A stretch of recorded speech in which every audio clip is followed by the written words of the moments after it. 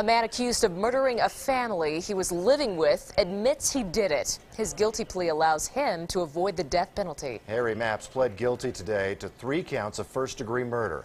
That plea deal takes the death penalty off the table.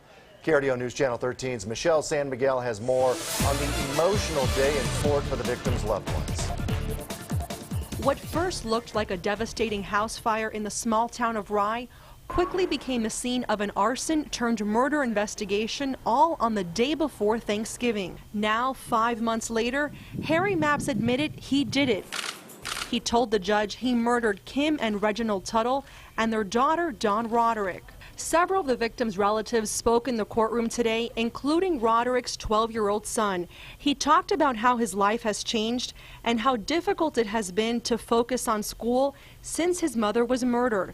Roderick's widower, Mark, did not want to go on camera today, but told KRDO News Channel 13 last December that he wanted Mapps to face the death penalty. If I had to choose, I would say an eye for an eye. He needs to answer for what he did. So he needs to own up to it and live with it.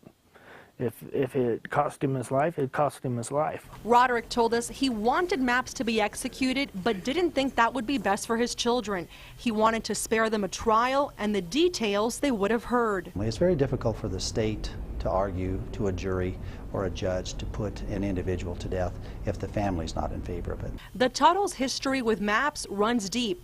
Mapps was friends with the Tuttles for more than 20 years. After his estranged wife, Sandy Mapps, kicked him out of their Texas home, it was the Tuttles who took Mapps in and offered him a job. Our separation every single time had to do with alcohol, and it was his alcohol. But even the Tuttles had had enough of Mapps. According to arrest papers, they were going to ask Mapps to move out right around the time he killed them.